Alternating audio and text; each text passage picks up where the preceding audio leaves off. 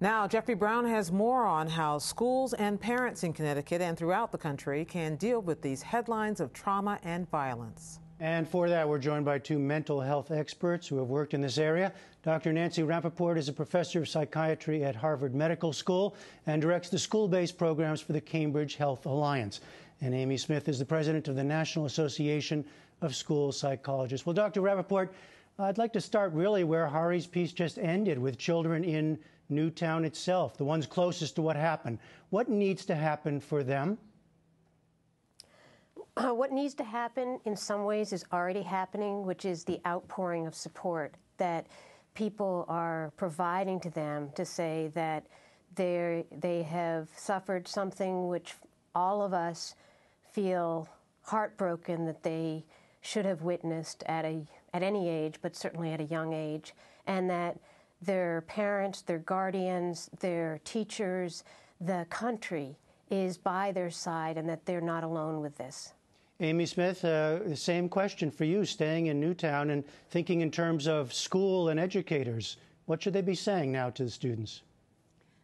The thing that will help these students the most is to understand that they have the support and that we return them to, the goal is that we return them to normalcy as quickly as possible, and that they understand that there are the adults that are with them will listen to their concerns, that they are keeping them safe, that very quickly we will get them back to their routine and get them back to things that they are more comfortable with. But let me ask you, staying with you, what does normalcy mean now? What does routine mean now?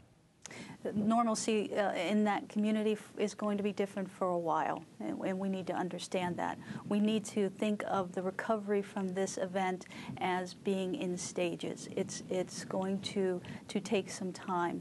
Normalcy today is different than it was last week, and we need to first and foremost reassure these children that they are safe.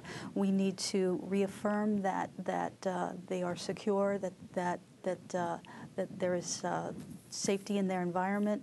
We need to examine how the children are doing and stay in contact with them. We need to provide a range of services for them and match the needs of the children to the services that we have available. I'm sorry, go ahead. What we want to be able to do is provide the services that the child needs and respond to the needs that they have. Dr. Rappaport, what about children everywhere else? On the one hand, it's a distant incident for many. On the other hand, it happened in a place that they're so familiar with, school. What should be said to them?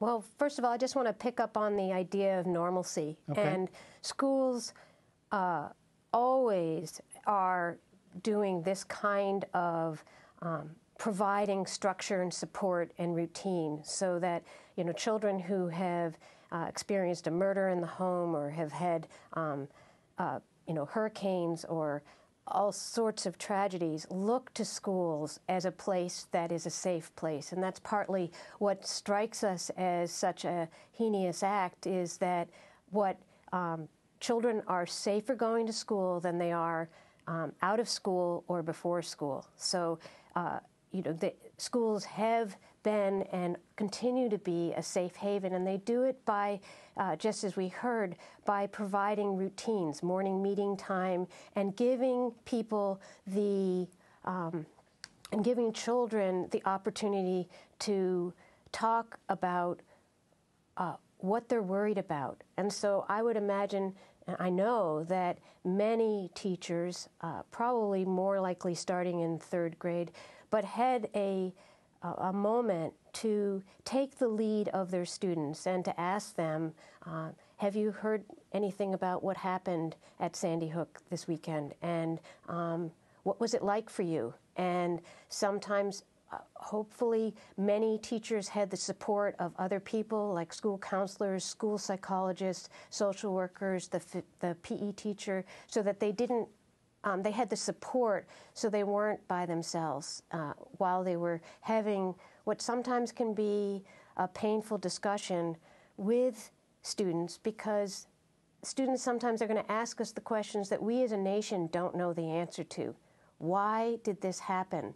What will we do as adults in the classroom, as a country, to keep our children safe? And what's, okay. No, finish, I'm sorry.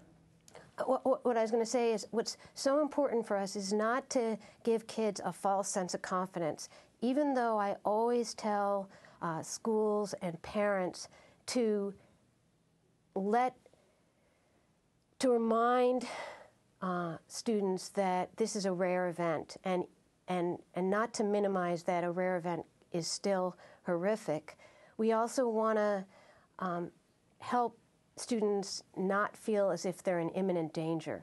Well, Amy Smith, this conversation must be happening in schools all over the country now, and there are no doubt children in schools that want to know more, perhaps want to know even grim details, and then there are going to be other children that perhaps are otherwise occupied, that maybe don't know that much and don't care to know and appear quite normal. So given that range, I mean, how do teachers, principals, and counselors respond?